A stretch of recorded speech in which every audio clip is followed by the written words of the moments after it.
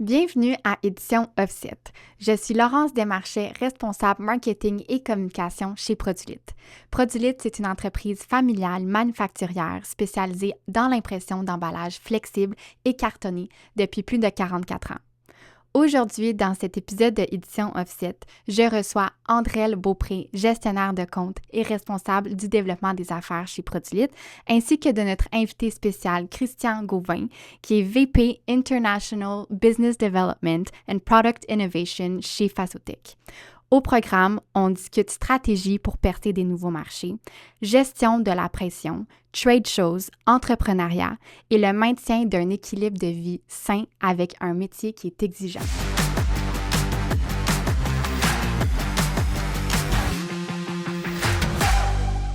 Bienvenue à tous dans un nouvel épisode d'Édition Offset. Aujourd'hui, j'ai la chance d'être entourée de deux professionnels qui sont passionnés du développement des affaires, Christian Gauvin, Andrelle Beaupré.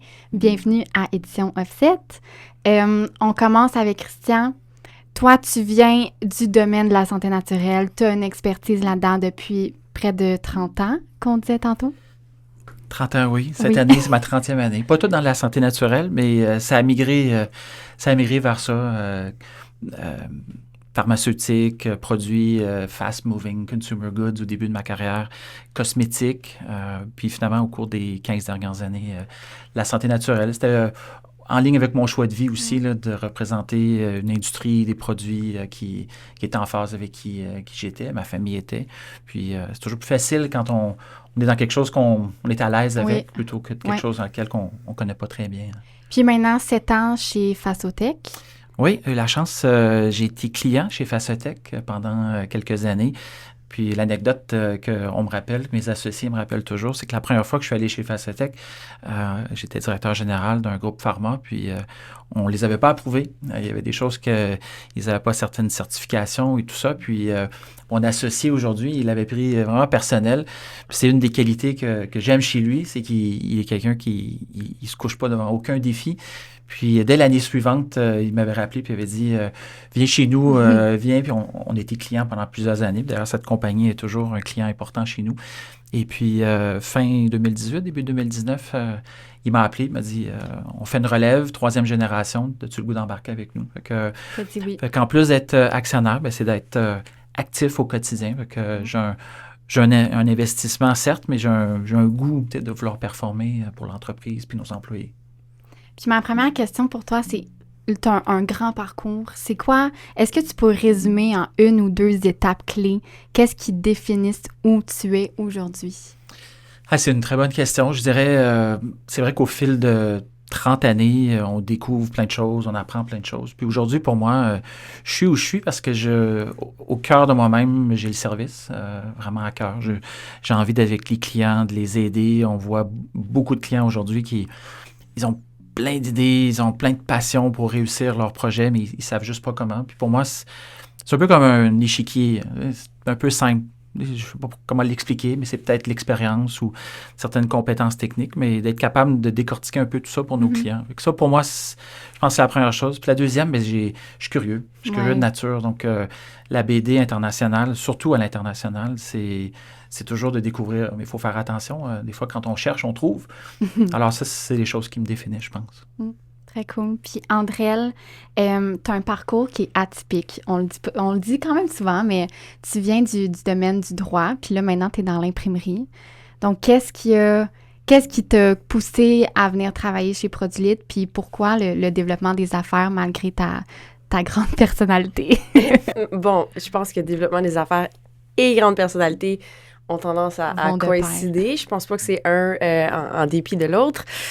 Cela étant dit, ce que je dirais, c'est que mon parcours d'éducation s'est conclu avec le droit, mais j'ai quand même pivoté entre plusieurs éléments auparavant. Je veux dire, j'ai été un peu dans la science, j'ai été dans la sociologie, ça s'est conclu comme ça.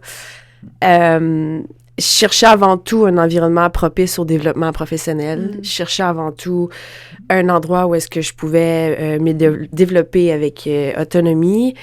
Et la notion de l'international, c'est que ma façon la plus, je dirais, efficace de grandir et d'évoluer, c'est de me sortir de ma zone de confort. Donc, évidemment, bon, jeune femme qui voyage seule, tu te présentes là-bas, tu te gauches constamment contre des professionnels qui ont 10 fois tes années d'expérience. Donc, tu bâtis ta crédibilité, tu apprends à connaître tes limites. Donc, en soi, c'est super formateur. Puis, donc, égoïstement, c'était pour évoluer. Puis, au bout du compte, ben, j'ai réalisé que je suis tombée dans un domaine qui est tellement présent partout, qui, au final, a une... varie énormément. Donc, je pense que c'est un peu ce qui m'a touchée aussi. Tu sais, ça va chercher ma curiosité dans plein d'aspects, là. Que c'est pas juste toujours... On est loin du rinse and repeat. Oui, ça 100%. change constamment. Puis je trouve ça super intéressant, le fait que, tu sais, souvent, on pense que l'imprimerie, c'est simple, mais au bout de la ligne, tu l'as dit, tu touches tellement de personnes, puis on réalise pas souvent l'impact qu'il y a ça sur le consommateur, tu sais. Mais nous, on a la chance de voir la chaîne au complet, puis ensuite d'être consommateur des emballages qu'on achète en épicerie, en pharmacie. Fait que tu sais, comme un beau 360 de cette expérience-là. Je ne peux aller à l'épicerie. Je peux pas. Toute visite dans un magasin, ça devient un store check. Ça devient... j'étais aux États-Unis la semaine dernière, puis on se prépare à faire un lancement d'un nouveau produit avec un détaillant aux US, imprimé chez vous, là, l'étiquette. Et... je ne peux pas m'empêcher. En magasin, je me suis mis à prendre des bouteilles, les mettre une par-dessus l'autre. Fait que là, d'un côté, c'est le packaging, évidemment, le type de contenant. Puis de l'autre, ben, c'est, OK, ben, nous, ils nous ont imposé tel rouge, par exemple. Ben, OK, ben, l'autre à côté, il est rouge, mais pas tout à fait pareil. Taille de typo, etc. À un moment donné, c'est... Ça devient une obsession. Et puis, j'ai commencé ma carrière dans un groupe qui... il décortiquait ça, mais vraiment au plus simple. Même quand tu tournes ton chariot dans une allée, est-ce que tu vois, ce que tu vois pas, ce que tu manques.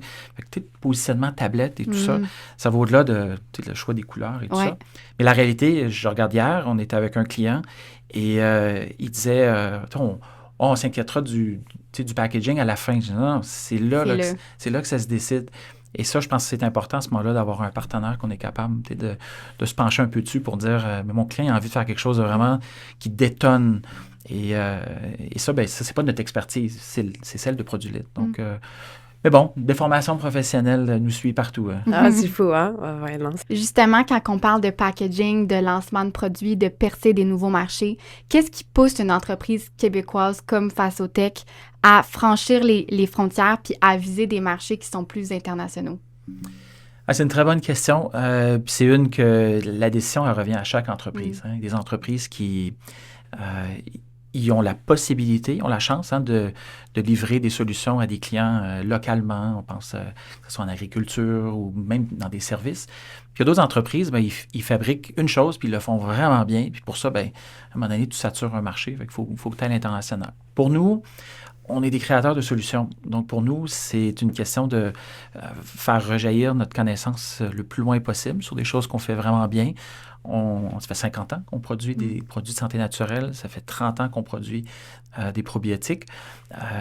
Donc, pour nous, c'était naturel d'aller à l'international, mais il faut penser à la culture de l'entreprise aussi. Il ne faut pas aller trop vite, trop loin. La réalité, c'est que on faisait un chiffre d'affaires tout à fait respectable, mais quand tu regardes l'industrie, nous autres, santé naturelle, c'est un marché de 70 milliards aux US, c'est 250 milliards presque à l'international. Je veux dire, on n'aura jamais de problème de revenus en termes de trouver des trucs. Donc, je pense que c'est un mélange, un peu ce que je disais au début, c'est que si on est curieux, si on est passionné par ce qu'on fait, il y a une question aussi de fierté. Je me souviens quand... on était pendant la pandémie, nos employés, ils dessinaient, les enfants de nos employés faisaient des dessins, puis on mettait ça avec des arcs-en-ciel, on mettait ça sur les boîtes, puis le nom Facotech allait partout à travers le monde. Tu sais, ça, quelque part, quand on va dans des shows et tout ça, ah oui, vous êtes la compagnie que... Pourquoi on le fait? Ça peut être économique, ça peut être culturel, ça peut être juste la passion des entrepreneurs. Je regarde, nous, on est une entreprise de 3e génération. La 2e puis la première, bien, ils avaient leurs propres défis. Bâtir, maintenir, vivre des défis économiques, etc. Nous autres, il y a une partie un peu de folie, mais il y a une partie aussi de logique, puis une partie de passion aussi pour nous de le faire. Ouais. Puis c'est quoi la place, le monde de la santé naturelle au Québec? C'est quoi l'importance de ça? Ça, c'est vraiment une bonne question. Il y a un peu une dichotomie. Le Québec, c'est le premier marché nord-américain pour tout ce qui est herboristerie. Historiquement, c'est venu, évidemment, nos liens avec l'Europe, la France, Belgique. Puis encore beaucoup des compétences dans ce milieu-là viennent de l'Europe. Au Québec, s'est développé une incroyable industrie. Moi, je ne les vois même pas comme des compétiteurs. On a un beau climat de collaboration entre les entreprises québécoises qui ont fait rejaillir partout en Amérique du Nord. Et aujourd'hui, quand on regarde qui produit au Canada, c'est largement dans l'Est, puis largement ici, dans la grande région de Montréal, Québec. Et la place au niveau du consommateur, par contre, est un petit peu différente. Les consommateurs sont restés beaucoup dans leurs habitudes. Ils tendent à graduer vers des nouveaux produits qu'on voit aux US ou en Europe beaucoup plus tard dans le processus. Fait que des fois, on fait des choses avec des clients dans d'autres pays, puis on se bute ici au Québec à pouvoir intégrer ces produits dans les habitudes des consommateurs. Mais c'est correct, quand c'est le temps, on est prêt. Mais c'est un marché qui est en pleine croissance. La croissance au Québec, elle s'aligne avec celle du Canada anglais. Pas les mêmes catégories. Au Québec, on est encore sur certaines choses comme des plantes, qu'au Canada anglais, ils sont encore beaucoup dans la multivitamine, les huiles de poisson, les choses de ce genre. Ça varie, mais au final, les gens s'investissent de plus en plus. La statistique, tu m'as dit, tu auras des statistiques. Fait que la statistique, que pour moi, qui est vraiment la plus percutante, c'est le pourcentage de gens qui achètent plus de 100 $ par année dans la santé naturelle. En fin de semaine, c'est notre grande kermesse canadienne, là, le CHFA, l'Association des produits de santé naturelle au Canada. Et c'est le chiffre qui ramène à chaque année, la pénétration des foyers, le nombre de personnes qui n'achètent pas juste parce que, je sais pas, il y a un nouveau virus, fait que je vais aller à la pharmacie ou au magasin d'aliments naturels. En prévention. Oui. Aujourd'hui, je vais chez Avril, Outo, Rachel Berry, puis je regarde, parce que pas juste les rayons que je regarde les consommateurs et on voit les gens ont plusieurs produits dans leur panier, ils posent des questions, ils s'investissent beaucoup plus dans leur santé au-delà de ce qu'ils vont trouver prescrit par leur médecin, souvent en complément. Donc, voilà. Qu'est-ce qui explique ça? Je pense qu'il y a beaucoup de gens qui sont pas... je vous porte un jugement sur notre système de santé, mais je pense qu'on a juste besoin d'ouvrir les nouvelles à tous les jours pour voir que les gens... ça prend du temps à avoir des rendez-vous. Les diagnostics qui sont posés sont souvent binaires.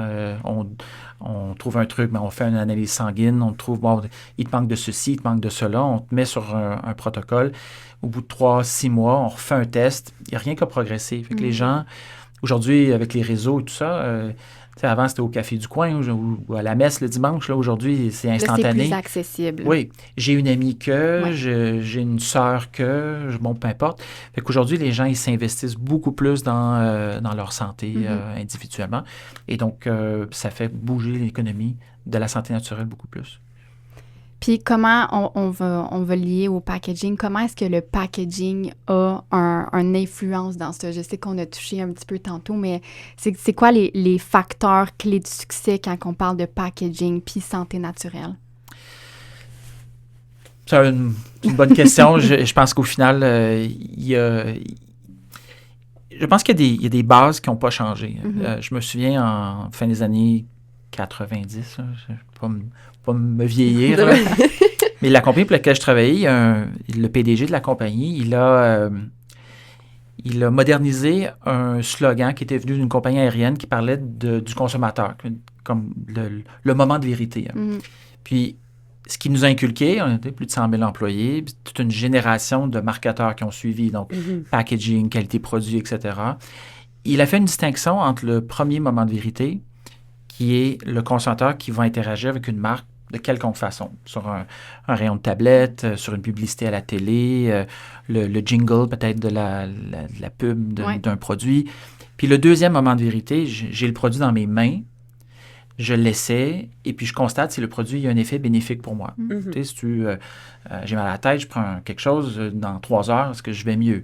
D'un autre côté, est-ce que j'ai des infections urinaires à répétition? Moi, je prends une canneberge, puis dans quelques mois, je découvre que j'ai plus cette récurrence. Fait que le ballon entre les deux est vraiment important. Puis aujourd'hui, ben, avec tout ce qui est online selling, Internet, etc., c'est sûr que le consommateur, il ne touche pas au produit tout de suite. Il le découvre quand c'est livré chez lui.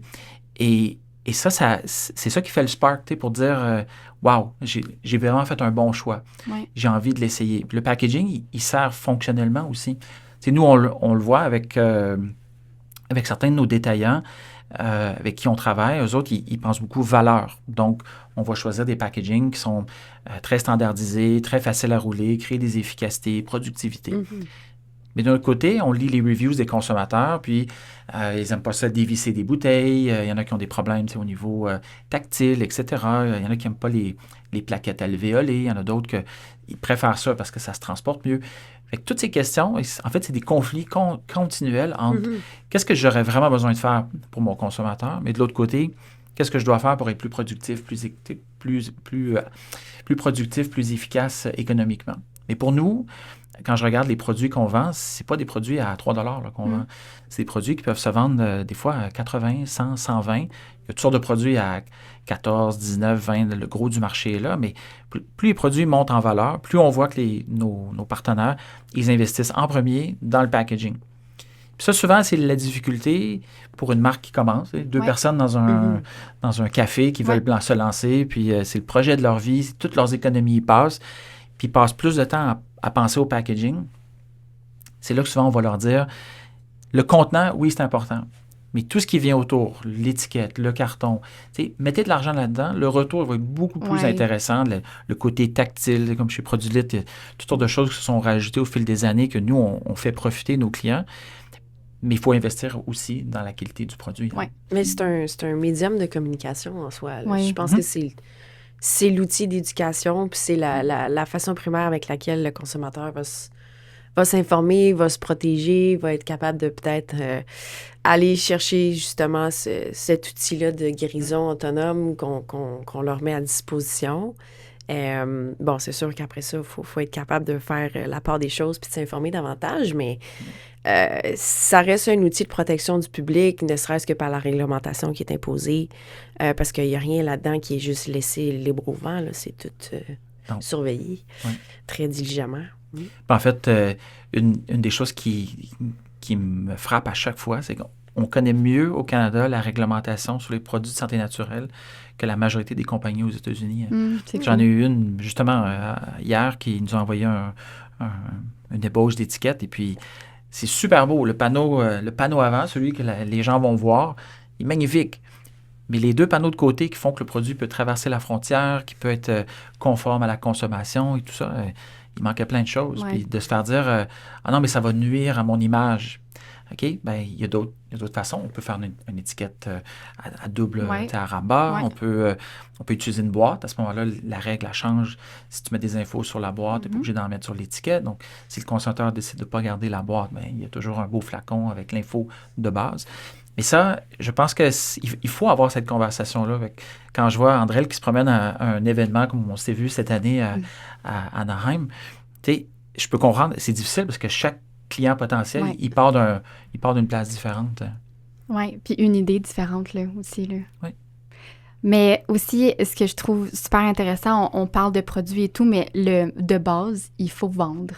Puis c'est pour ça aussi que vous êtes ici aujourd'hui, parce que vous êtes tous les deux dans des positions où vous devez vendre puis être au développement des affaires.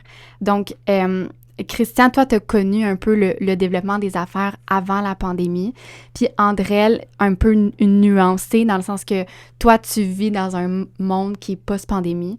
Puis je voulais savoir qu'est-ce qui a changé le plus selon vous, tu sais, la perspective des deux.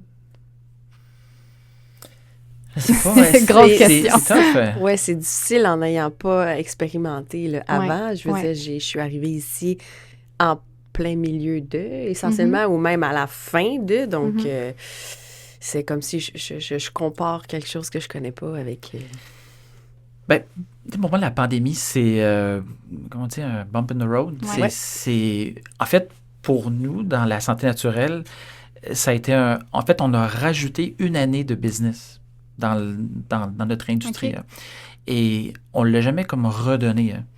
Donc, si je regarde les prévisions qui avaient été faites en 2019, pour 2024, donc 5 années en avant. La différence entre où est-ce qu'on a fini 2024 en Amérique du Nord, c'est une année de plus. Fait que la pandémie a fait en sorte que plein de gens qui se sont mis sur les réseaux d'achat et tout ça, sont allés ils ne pouvaient pas aller en magasin, donc ils cherchaient. Le business n'a pas ralenti. Donc pour nous, l'après-pandémie, avec les gens, je pense que la grosse différence, c'est qu'il y a beaucoup plus de gens qui veulent faire du business virtuel. Oui, Et ils commencent à avoir un retour à cette notion de, là, les gens en ont trop. Donc, de créer des occasions. Donc, moi, j'ai appris en pharma qu'il faut avoir tant de contacts avec un prospect, on va l'appeler. Là. Tu sais, si on ramène ça vraiment à la science là, de faire de la BD. Là. Donc, tu les vois à une conférence, tu les vois dans le cabinet, tu les vois, je ne sais pas, dans un lunch and learn ou peu importe. Toutes est des occasions d'avancer la conversation. Moi, je ne le vois pas comme faire de la vente. Si je sens moindrement que je suis en train de pousser mon produit sur un client, je sais que ça ne marchera pas. La réalité, c'est que on a la chance, la majorité de notre croissance est organique. Ça vient de nos clients qui ils aiment le service, ils aiment la qualité, ils aiment tout le long du processus. Donc, c'est facile pour eux de lancer un produit. Donc, mais pour les nouveaux clients qui viennent, souvent, c'est qu'ils sont déçus par les compagnies qui ne les ont pas bien accompagnés. Donc, si j'avais à dire une chose qui a changé depuis la pandémie, c'est que c'est devenu beaucoup plus difficile d'être en business. Comme par exemple, Santé Canada, ils ont décidé depuis les 3 dernières années d'être beaucoup plus rigoureux, de la base, ils devraient le faire. Donc, les inspections non prévues, le type d'audits qu'ils font dans les usines maintenant, ils font des recherches. En 2024, on a lancé plus de 60 produits. Mais quand ils sont venus au début de cette année, ils ont ouvert les dossiers de tous les produits qu'on a fabriqués. Première fois, ils vérifient, ils regardent, est-ce qu'on a mis dedans ce qu'on a dit, est-ce qu'on l'a analysé, ça coûte de l'argent faire ces choses-là. Donc, l'après-pandémie, je dirais, c'est le défi de certaines entreprises d'être capable de suivre le rythme de croissance que l'industrie a là. Puis Andréelle, toi, ton plus grand défi? Mais c'est sûr que de mon côté, ça va vraiment être...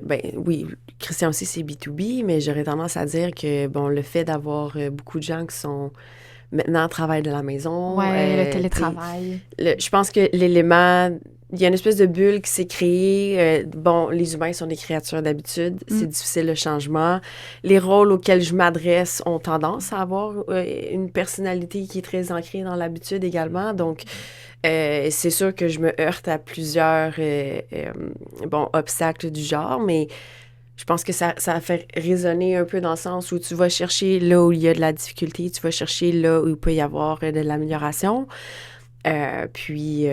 Produlit a une rétention extraordinaire de clients, donc c'est facile d'asseoir un peu mes arguments en faveur de ça. On a aussi une belle croissance organique. Là, c'est sûr qu'on cherche à organiser un peu plus la chose, mais je pense que le fait que les gens n'aient pas eu nécessairement le même changement, puis que ça a été correct d'un peu s'asseoir sur un statu quo plusieurs années, comme il y avait tellement de choses incertaines, les personnalités d'office très réticentes le sont encore plus.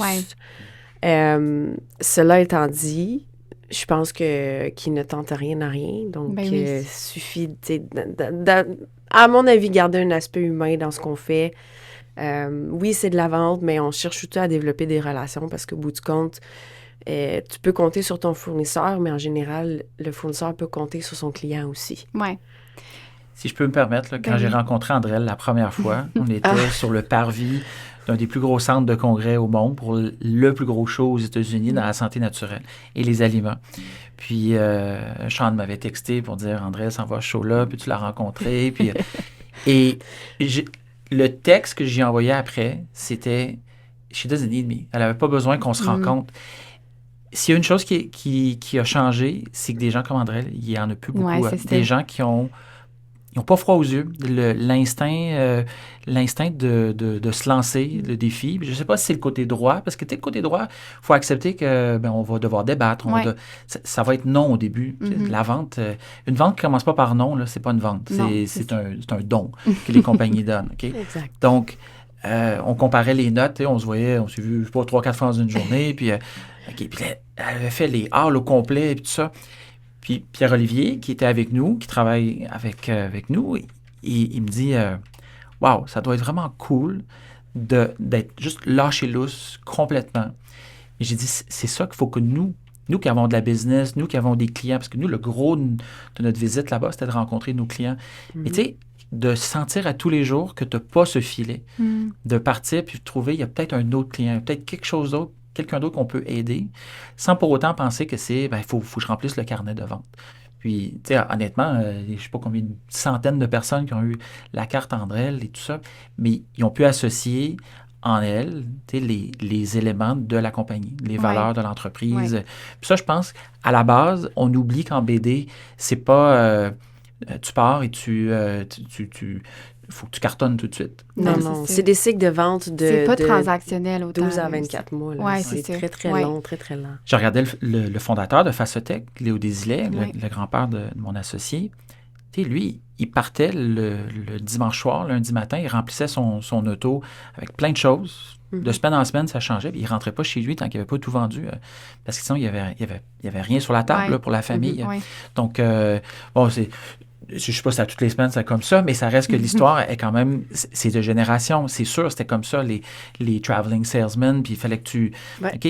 Mais il s'est développé aussi des compétences transversales que tu as, que Léo a passé à son fils, puis à son petit-fils, puis qu'aujourd'hui, quand on fait du développement d'affaires, les gens, ils se sentent à l'aise. Je pense qu'il y a des gens aujourd'hui qui commencent en développement d'affaires. Il y a une certaine, pas agressivité, mais une insistance de devoir performer. Puis, comment ça se fait? Tu t'achètes pas de moi? C'est parce qu'ils le prennent personnel. Exact. Quand le fond, c'est pas ça. Tu avances ton produit, oui, mais avant tout, tu essaies de comprendre what is your problem? T'sais? What is the itch I can scratch? C'est quoi le défi là, qui te touche? Puis je me souviens, tu disais, tu ne sais pas si ça va être ton client, mais tu vas aller voir peut-être ce que d'autres compagnies font pour rapporter de l'information. Des fois, la BD, c'est souvent ça. C'est d'aller... Combien de fois je suis allé à des shows simplement pour me promener, pour observer, peut-être, oui, découvrir des nouveaux clients, mais vraiment comprendre c'est quoi la longueur d'avance que les autres ont sur nous. Il faut écouter l'industrie en soi. Puis je pense que quand tu rentres quelque part avec l'optique d'aider, peu importe le type d'aide, je veux dire, tu te fais des alliés, puis le réseautage devient naturel. Je pense qu'on sous-estime un peu la valeur de l'entre-genre dans des contextes comme ça. La valeur de juste être présent, puis de dire, bon, bien, cette qualité de présence-là que j'ai, c'est ce qu'on met de l'avant, nous, en tant que compagnie, au-delà de dire, ben écoute, mon prix est meilleur que le voisin, tu sais, ça va au-delà de ça. Mais je pense quelqu'un qui fait du développement d'affaires, puis qui a la pression à l'arrière également, puis qui a des gestionnaires qui ont cette culture-là de dire, ben écoute, tu devais avoir 4 leads, finalement, tu en as 2,5, alors je considère que cet événement-là, c'est un échec. Ça contribue pas à être à l'aise d'aller là-bas, puis d'être, justement, d'avoir le calme de dire, bon, ben, je suis dans un environnement que je connais pas, entouré de millions de gens que je connais pas, mais au final, peu importe comment ça ressort, j'ai le support, puis j'ai la confiance de mon équipe de dire, bon, ben, ça va être fait de la bonne façon, puis moi, ça me donne la confiance de dire, OK, je peux faire confiance à mon instinct, puis dire, bon, ben, allons-y, puis on a les petits jitters, mais ça se passe. Mais justement, tu sais, comment est-ce que tu gères, comment vous gérez cette pression-là? Parce que, Christian, tu l'as touché tantôt, la vente, ça vient souvent avec le non. Il y a une énorme portion de rejet qui est là.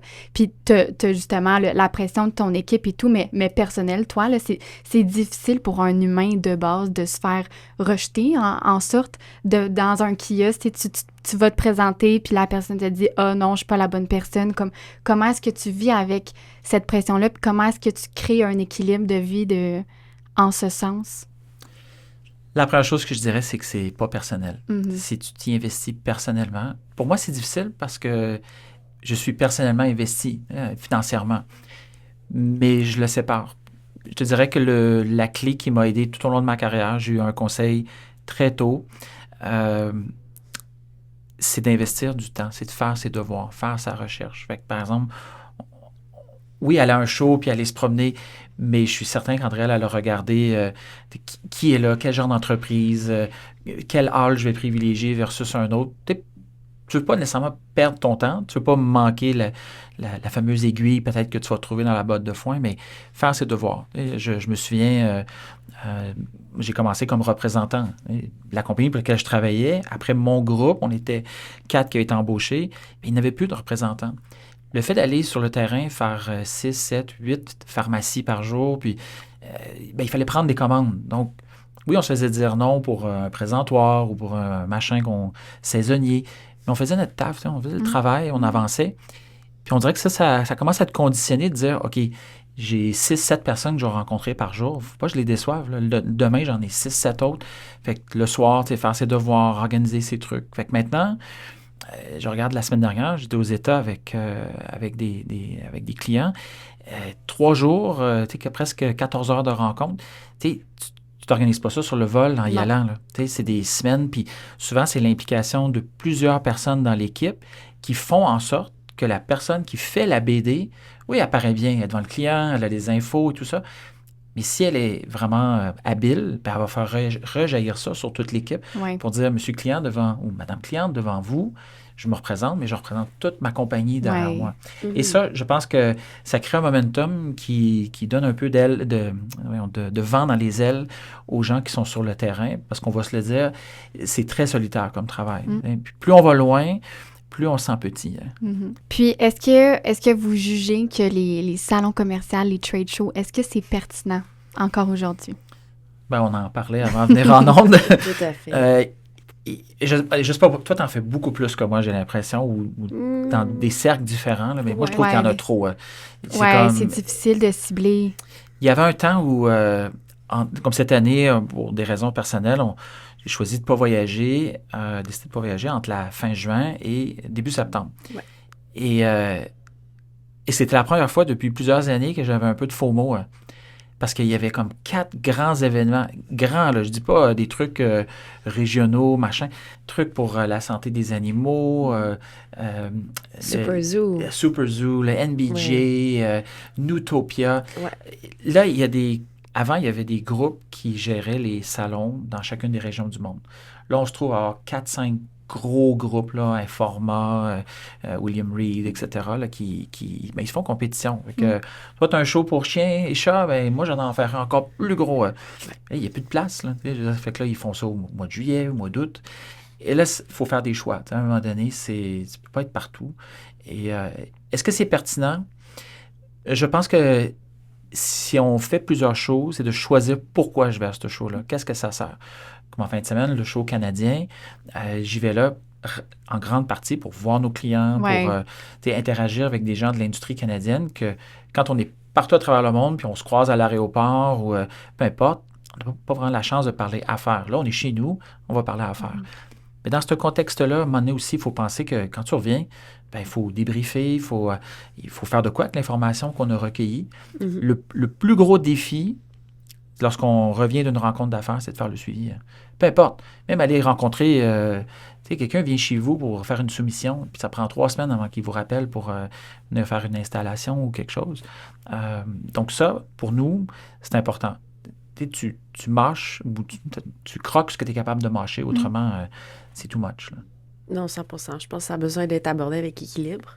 Après, c'est sûr que si tu arrives dans un contexte où est-ce que tous ces événements-là n'ont jamais été visités par ton entreprise, il y a un peu, tu prends le pouls du public, mais tu peux pas vraiment savoir sans l'avoir fait toi-même. Ouais. C'est sûr que moi, je me retrouvais dans un contexte où est-ce que je l'avais en plus jamais moi-même fait. Mm-hmm. Donc, il y avait beaucoup d'inconnus et d'incertitudes.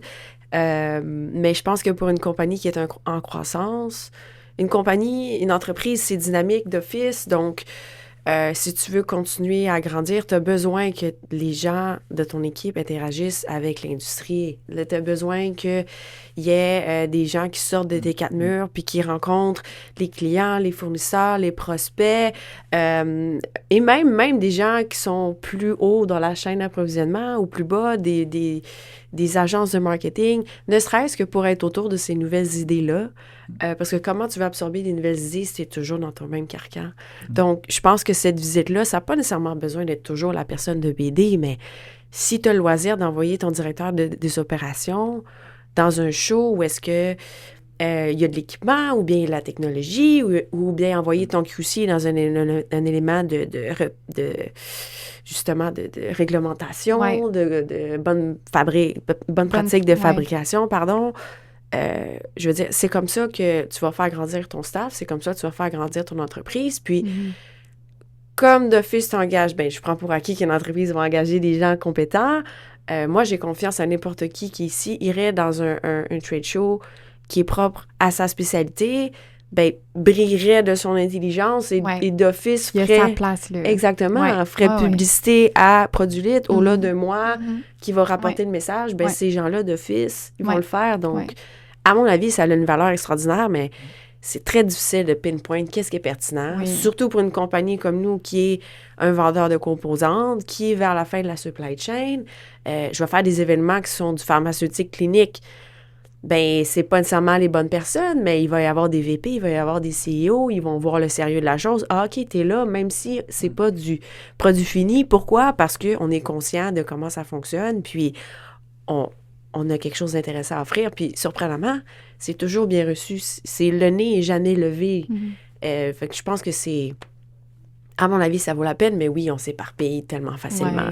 Il faut faire attention à ça, puis quand même être conscient pour protéger les ressources de l'entreprise, au final. Puis, tu sais, on en a parlé souvent, là, mais le fait d'être récurrent, tu sais, de toujours... Tu vas une fois à un trade show, c'est correct, mais en fait, que tu retournes à plusieurs reprises, c'est là que tu crées ton cercle, tu fais ton nom, puis là, il est associé à, mettons, André la Produlit ou Christian Fasotech. Fait que c'est ça aussi, c'est un investissement à long terme. Le réseau, c'est absolument vrai. Là. Je pense qu'à quelque part, dans la BD, il faut s'aider, mais il faut trouver des personnes qui vont nous aider aussi. Je pense que la réponse que tu as donnée avant, c'est pour ceux qui écoutent, là, qui ont moins de 10 ans d'expérience, c'est de l'or. Parce que la réalité, c'est qu'y aller tout seul, oui, il y a certains avantages. On peut aller où on veut, on peut... mais y aller avec des collègues, ou des fois y aller avec quelqu'un d'une autre entreprise. Nous autres, on s'est vus là-bas, puis on est partenaires, mais elle aurait plutôt aussi bien aller avec une autre entreprise québécoise ou canadienne, ou des fois, pour te pointer vers un autre cercle, pour pouvoir butiner dans un autre groupe, se faire connaître. Et puis c'est vrai, à un moment donné, si tu rentres, tu sors, tu n'avanceras pas. Il faut que tu y ailles de manière constante. Il faut que tu trouves aussi c'est quoi ton objectif. Parce que, tu sais, la réalité, c'est qu'à ces shows-là, tu peux être là de 7 heures le matin à faire le yoga puis parler avec les gens à côté de toi jusqu'à minuit le soir, les cocktails, et tout. Tu sais, ça finit plus. Puis, à un moment donné, il y a l'usure qui s'installe. Puis les gens, ils le remarquent ça aussi. Ah oui, je me souviens, cette personne-là est tout le temps, les after hours. Tu veux pas être cette personne-là. Tu veux être la personne qui a une certaine rigueur, qui a de quoi ajouter à la conversation. Puis ça, je pense que choisir les bons shows où on va être à l'aise, 2, faire sa préparation, puis 3, en parler à l'interne. Puis c'est absolument vrai. Nous, on a commencé, c'est un investissement. On a commencé à amener des gens qui, oui, on sait qu'ils gagneraient à aller à un show. Mais marcher un show, aller 3 jours à quelque part, c'est pas donné à tout le monde, là. Non. Tu sais, juste prendre l'avion, traverser la frontière, faire les enregistrements, savoir quoi faire à quel moment. Et le show n'est même pas commencé encore, là. T'sais. Puis c'est facile, tu as l'impression que tout le monde autour de toi, ils savent ce qu'ils font, puis toi, tu le sais pas. T'sais. Donc, avoir quelqu'un qui est capable de t'aider. Non, c'est ça. C'est secret, personne ne sait. Moi, je reviens souvent, puis je documente pour notre équipe, leur montrer un peu ce qu'on a vécu, un peu des behind the scenes, et puis les gens, souvent, c'est ça qui génère les questions pour dire, mais là, comment tu fais? Les gens sont curieux, souvent, sur le comment, pas le quoi. Ils sont, mais comment tu fais telle chose? Comment tu fais pour passer 4 jours, puis dors-tu? Tu dors-tu le week-end avant? Les gens veulent comprendre. Et plus ils comprennent, plus ils réalisent que tu es là en partie pour eux. Puis quand ils savent ça, ça fait que le prochain show, ton sac est un petit peu plus rempli avec du contenu là, à partager. Oui. Mais moi, j'en ai fait 3, je pense. 3. Oui. C'est difficile. Ça te sort de ta zone de confort. Ouais. Vraiment, là, c'est comme... T'as été exceptionnel pourtant. Ouais, c'est ça. C'est comme... Tu te fais des attentes, mais finalement, c'est pas ça. C'est comme... C'est ça. Il faut pas que tu te fasses d'attentes. Il faut vraiment que tu aies ouvert d'esprit, puis comme... Tu y vas pour rencontrer des personnes, échanger, Puis je pense que c'est ça qui est la beauté de la chose. Mais quand que tu commences à te mettre la pression puis de dire comme, faut que je fasse ça, faut que je rentre mon entreprise directement dans les premières 5 minutes de la conversation, c'est là que ça fonctionne pas bien. Souvent, moi, je remarque que les gens sont tout aussi stressés, tout aussi... puis peut-être avec le recul, je sais pas, mais moi, je vais leur dire, parle-moi un peu de ta compagnie. Puis s'il n'y a pas de lien, je vais leur dire, écoute, moi, je pense pas qu'il y a de quoi où on peut avoir un lien. Par contre, puis là, je prends la carte d'affaires, puis souvent, je vais leur demander, c'est quoi les 3 choses que tu recherches? Puis là, je vais les noter, parce que la réalité, tu reviens d'un show comme Vita Foods ou CPHI Monde, tu peux avoir 500, 800 cartes.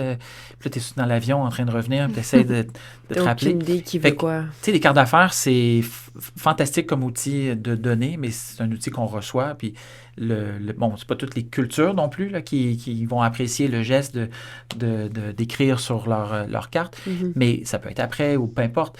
Mais l'idée, c'est de créer ce lien avec la personne pour dire, écoute, peut-être que nous, on ne fera pas affaire, mais je respecte l'opportunité qu'on a eue, je l'apprécie, on va s'ajouter à nos réseaux respectifs, LinkedIn ou peu importe.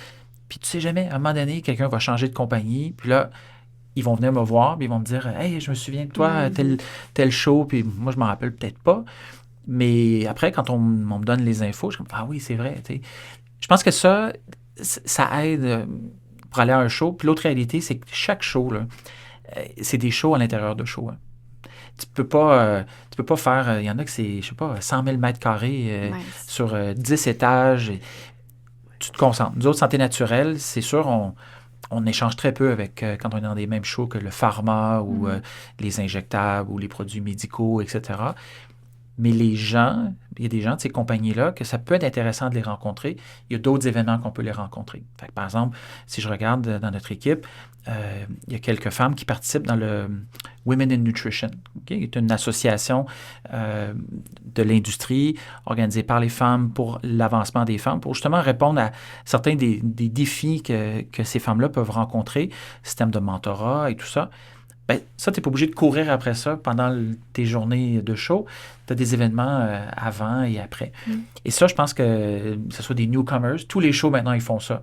Ils ont un meet and greet là, pour les first-timers ou des choses du genre. Et je pense que ça crée cette espèce de tissage de lien entre les gens. Et puis, puis les plus vieux, on a beaucoup à apprendre aussi de ceux qui arrivent dans l'industrie. Honnêtement, des fois, on est pris dans nos vieilles manières. Donc, des fois, moi, je vais aller voir, je vais envoyer quelqu'un à un de ces événements-là pour voir, il y a peut-être une opportunité là, un petit coaching avant d'aller dans le cocktail, et puis après, ben, tu débriefes. Puis si on touche sur le point de justement la relève, puis qu'est-ce qui s'en vient pour le futur du développement des affaires, est-ce que selon vous, le plus grand défi dans votre monde, c'est le partage de connaissances, de recruter la bonne personne? C'est une bonne question. Les générations, on en parlait un peu tout à l'heure, là. Moi, j'ai évolué début de carrière avec des gens de la génération d'avant moi. Moi, je suis un X classique, là, et puis je travaille avec toutes les générations qui ont suivi. Et le recrutement, le développement des affaires, on prendrait, c'est un truc qui... Tu te lèves pas un matin et tu dis moi, je veux faire de la BD internationale. Non, tu tombes dedans. C'est une drôle de chose. C'est vraiment une drôle de bébête. Ceux qui réussissent, ils ont des compétences transversales. Ils ont plusieurs outils dans leur sac. Et je pense que moi, dans mon expérience, j'ai rarement recruté quelqu'un... Tu sais, j'ai recruté des représentants de territoire ou des key account managers, mais faire du développement d'affaires, vraiment, si on joue sur les mots, tu choisis la personne. Tu vois quelqu'un, tu dis, cette personne-là, elle fit avec notre entreprise, elle fit avec nos valeurs, elle fit avec les objectifs qu'on a. Aujourd'hui, la chance qu'on a, c'est que avec l'endroit où on est comme entreprise, la technologie qui existe et le fait qu'on est sur on est dans 19 pays, puis là, je peux recruter quelqu'un qui est n'importe où dans le monde. Donc, c'est à la fois un défi, parce que ça en fait du monde dans le pool de recrutement, mais je ne suis pas nécessairement en train de recruter autour de la région de Sherbrooke, parce que je n'ai pas besoin que cette personne vienne au bureau c'est pas si précis. À tous les jours. Par contre, si je trouve la personne dans la région de Sherbrooke, cette personne-là, elle connaît plusieurs langues, elle a plein de connaissances, des compétences transversales, prête à voyager, prête à vivre les défis. Souvent, c'est ça l'inconnu. Mais règle générale, la personne qui réussit en BD, on dirait qu'elle le sait déjà. C'est déjà ce qui l'attend. C'est déjà qu'il va y avoir certains défis. Autrement, ces gens-là, ça devient une lubie. C'est comme, je l'ai essayé, ça n'a pas marché pour moi. Mais ceux qui ils le sentent en dedans d'eux, on le voit dans l'entrevue tout de suite. On voit, même pas dans l'entrevue, quand on les rencontre dans un événement quelconque, on sait qu'ils vont réussir. Moi, je sais que tu vas réussir. Peu importe ce que tu vas faire, parce qu'à quelque part, quand on est avec des clients, les clients, avant tout, ils veulent être à l'aise. Ils veulent pas sentir là, que tu les brûles, tu les envoies dans tous les sens. J'ai ci, j'ai ça. Attendez, je vais ouvrir mon cartable pour vous montrer toutes les choses que je sais. Puis, c'est juste, let's have a conversation. Ouais. On est des humains. Faut pas oublier ça. Non, faut être attentif. Puis je pense qu'il faut pas tout de suite condamner les générations plus jeunes en disant qu'ils ont moins d'échanges, que ci ou que ça. Je pense que la nature des échanges change. Ça n'enlève pas de la valeur pour autant. Je veux dire, j'ai rencontré des individus plus jeunes que moi qui sont tout aussi fascinants avec qui échanger. Je pense que c'est un effet de... Je pense que ça prend une espèce de personnalité où tu as un effet de magnitude, où est-ce que les gens vont naturellement graviter puis vont vouloir participer à la conversation. Puis je veux dire, ça, c'est inné. Est-ce que ça se travaille? Peut-être, forcément, probablement. Mais je pense que c'est une qualité que, malheureusement, peut-être le domaine académique ne reconnaît pas forcément. C'est une qualité qu'on ne reconnaît pas comme étant lucrative, mais au final...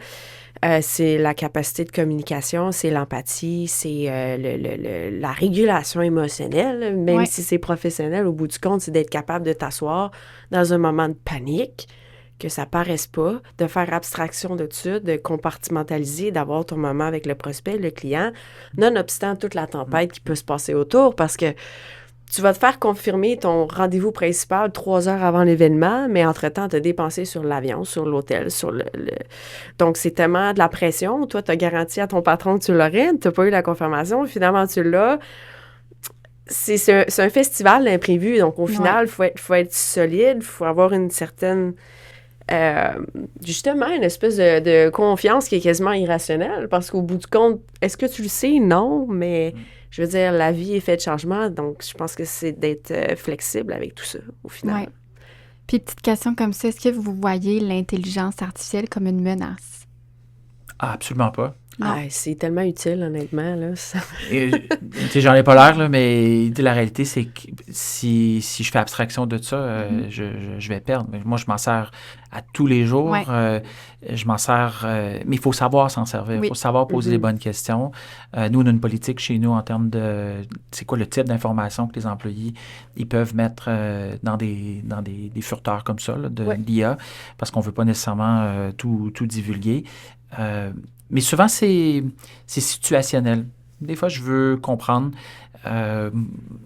peut-être un point de vue que, avec l'âge, des fois, on a des biais négatifs ou positifs. Donc, des fois, utiliser l'IA, ça nous permet de, si on lui demande de regarder une telle situation, mais de tel point de vue, de se mettre dans la peau de quelqu'un d'autre. Je veux pas que tu me dises qu'est-ce que moi, je vois pas. Je veux que tu me dises ce que l'autre voit. Puis l'autre réalité, c'est que l'IA elle peut nous aider à comprendre l'évolution de certains marchés. Je me souviens, avant, je voyageais au début de ma carrière, quand j'allais en Amérique du Sud, il fallait que j'aille chez Chapters. J'ai acheté le petit futé ou le petit guide pour comprendre les places aller, pas aller et tout ça. Et puis, en plus du guide que je recevais de ma compagnie pour ma sécurité, machin, tout ça. Aujourd'hui, n'importe qui, tu vas en ligne, tu peux tout savoir, là, comment, où aller, où pas aller, les places. Et là, surtout comprendre les us et coutumes. Comment je devrais souhaiter la bienvenue à une femme en Arabie Saoudite, par exemple. C'est quand même important là, de savoir ces choses-là. Comment recevoir une carte d'affaires de quelqu'un qui vient de l'Asie versus l'Afrique. Et ça, aujourd'hui, les jeunes ils sont nés là-dedans. Donc, Après, c'est comment tu l'utilises. Oui. Et ça, je pense que ça, l'IA, malheureusement, ne nous l'apprend pas, à moins qu'on lui pose les questions, parce que je lis que maintenant, on peut se faire des programmes pour améliorer tout ça. Mais l'IA, moi, je pense que c'est un outil fantastique s'il est bien utilisé. Je pense que ça peut te permettre de structurer des idées. Une idée peut prendre forme en étant une émotion, en étant une sensation, puis ça peut mener à la confusion si tu n'arrives pas forcément à les nommer. Je pense que il y a beaucoup de choses dans la vie que même, peu importe l'âge, on peut pas juste d'office comprendre toutes nos réactions. On réagit par instinct. Et tu tournes à ton chat GPT ou peu importe l'outil que tu utilises, Gemini, et tu questionnes, puis en questionnant les bonnes choses, bien, éventuellement, tu peux arriver à comprendre un peu, OK, bien, ce qui s'est passé là, c'était telle chose. Puis je pense que ça prend un certain filet d'humilité également pour se dire, bon, bien ça, c'est un angle mort que j'ai, j'aimerais le questionner, j'aimerais le rechercher. Puis aussi, je ne cacherai pas que c'est un outil exceptionnel pour filtrer des lignes, des listes d'exhibiteurs de 1000 individus. Je veux dire, ça prend tellement de temps, mais tu as besoin de le faire. Donc, c'est un raccourci pour diverses façons, mais c'est aussi un outil d'apprentissage vraiment exceptionnel si encore là, c'est utilisé rationnellement. Oui, intéressant. Puis, je veux terminer l'épisode sur une dernière question. Est-ce que vous avez un conseil à donner à un jeune ou quelqu'un qui peut faire un changement de carrière, mais qui veut se lancer dans le développement des affaires? Qu'est-ce que tu me dirais comme conseil, Christian? Je pense que la patience, c'est vraiment important. N'importe quoi auquel tu t'appliques, on l'a dit tout à l'heure d'aller à un show, mais juste tous les matins, show up. Show up to work, fais ton travail. C'est plate, là, mais si tu lis un des livres à succès, là, le Atomic Habits, l'incrementalism du 1%, t'en fais un petit peu plus à tous les jours ou un petit peu mieux à tous les jours. Ouais. L'effet composé de ça sur le temps. Fait être patient, mais surtout, il faut se recentrer sur qui on est. Tu viens de le dire, là, à quelque part, c'est pas comme au théâtre. Quand on est en BD, on n'est pas en train de jouer un rôle. On est soi-même. Tu peux pas, les gens le savent, les gens le sentent, et puis ils veulent t'éviter après. Les gens, ils voient la meilleure façon une personne de BD, game knows game. Là. Une personne de BD, savent quand ils se font jouer par quelqu'un d'autre en BD. Donc, je dirais d'être patient. C'est vrai, tu peux échouer 3, 4, 5 shows, mais après, ça revient à avoir des bons mentors, avoir une bonne entreprise qui encourage. Bien entouré. Et moi, j'ai la chance de connaître Sean personnellement depuis plusieurs années et d'avoir voyagé avec lui, tout ça, puis de voir l'humain derrière. Je le vois pas au quotidien. J'en ai parlé, comment il est comme patron et tout ça. Mais à la base, c'est ça, avoir un business. Mais le business, chez nous, chez Facetech, là, une des choses que mon associé et moi, on s'est dit, c'est qu'il faudrait avoir la même entreprise si on n'a aucune machine. Mm-hmm. Et pour ça envoie un message à nos employés de dire, on va être patient avec vous.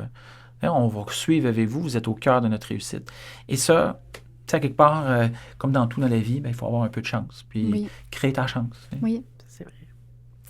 Ton conseil, Andréelle? En fait, moi, c'est une femme que j'ai rencontrée au mois de juin dernier. Je m'en allais dans un grand événement, une nouvelle place, je suis un peu stressée. Puis, évidemment, à mon patron, j'ai un très beau mentor, mais c'est différent quand tu es une femme. Donc, je suis allée la voir, puis je lui ai dit, j'ai entendu ton parcours. J'essaie de essentiellement reproduire ce que tu as fait. Donc, aurais-tu un conseil pour moi? Et elle m'a dit... Go and do one scary thing a day. Donc, prends une chose qui te sort de toi, fais-la. Et je me suis vraiment appuyée là-dedans pour l'événement. Et honnêtement, ça m'a vraiment aidée de dire, j'ai fait cette chose-là qui m'effraie. J'ai avancé. Et donc, ce sentiment d'avancement-là me donne l'assurance de pouvoir progresser et ensuite d'aller avoir ces conversations-là qui, ultimement, mènent à des ventes ou mènent à des prospects. Ouais. Donc, one scary thing a day, c'est le 1%, peu importe comment on le nomme. On le coach souvent, ça, au nouveau. Ça normalise l'échec, dans le sens que, pas que tu le recherches, mais quand il est là, pour toi, c'est pas un échec. Une personne de BD, c'est un learning opportunity. Hein, le langage, hein, les gens vont réécouter le podcast, ils vont écouter Andrel, c'est un langage positif. La réalité, c'est que quelqu'un qui aspire à réussir en BD, c'est quelqu'un qui reconnaît que il va y avoir peut-être plus de journées où il va y avoir des échecs, des journées où il va y avoir des gains. Mais la journée que le soleil va être sorti, c'est énorme. Ah ouais. Oui, c'est tout énorme. À fait, oui. L'adrénaline est... Ah oui, puis tu l'apprends. Tu dis, bon, bien, moi, aux 3-4 mois, ça me prend une espèce de win quelconque pour continuer à fuel. Puis je pense que c'est niaiseux à dire, mais selon le type de personne de développement que t'es, ben tu vas fitter plus dans une industrie ou dans une autre selon le rythme auquel tu as besoin d'avoir ton win pour continuer d'être nourri. Puis je pense que c'est d'être conscient, d'être connecté avec nous-mêmes, puis d'être réaliste aussi avec ce avec quoi tu travailles. Ouais. En BD, là, ton succès, là, tu le sais bien avant que le bon d'achat rentre à la compagnie. Ouais.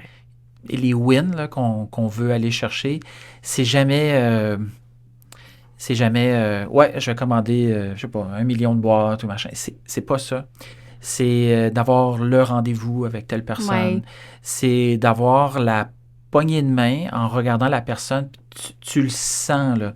Tu le sens, là, que, OK, I made a difference. J'ai fait une différence pendant cette rencontre. C'est le feeling quand tu présentes ton entreprise, puis même si tu n'as pas la commande ou même si ça débouche à rien, la fierté que tu as d'avoir eu l'occasion de vendre ton entreprise. Puis moi, c'est la plus belle partie de mon travail que je répète toujours à nos gens, c'est la possibilité de faire rayonner notre nom. Ouais. Plus notre nom est connu, je me dis, à quelque part, c'est le gros du travail qui est fait. Parce que si les gens ne voulaient pas entendre parler de nous, ben on n'aurait pas... là. Non, voilà, exactement. Oui, c'est des ambassadeurs, dans le fond. The camera is always on. Ouais. Ça, c'est l'autre réalité dans un show que... Tout à fait. Puis souvent, surtout de nos jours, tout le monde a une caméra. Puis on le sait, là, peu importe ce qui se passe. Donc, puis c'est vrai aussi qu'il y a une partie de l'industrie qui est peut-être pas toujours aussi glamour. Il y a des gens qui souhaitent l'insuccès de d'autres. Fait que ça, il faut toujours faire attention. Il y a de l'espionnage industriel. Il y a toutes des choses comme ça auxquelles il faut avoir des antennes. Il faut faire attention à qu'est-ce qu'on dit, à qui on dit. Il y a de la désinformation. Des fois, on est agent nous-mêmes de vouloir promulguer une information parce qu'on sait qu'elle va faire un peu son tour. Oui, il faut faire attention. Mais bon, c'est ça tout fait partie de la game. C'est de bonne guerre. Et puis, à quelque part, tu sais, la BD, c'est un peu... Tu sais, il y a des artistes qui expriment leur art sur des panneaux et tout ça.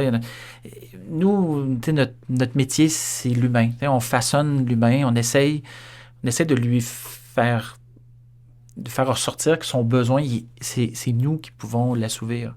Et ça, c'est pas donné à tout coup. Mais quand ça arrive, ça fait du bien. Oui. Exactement. un peu la recherche de la pas du game, mais sur de longues périodes de temps. Voilà. Ben, c'est ce qui conclut notre podcast. Merci des échanges, des discussions. C'était super intéressant. Donc, on se revoit dans un prochain épisode d'Édition Offset.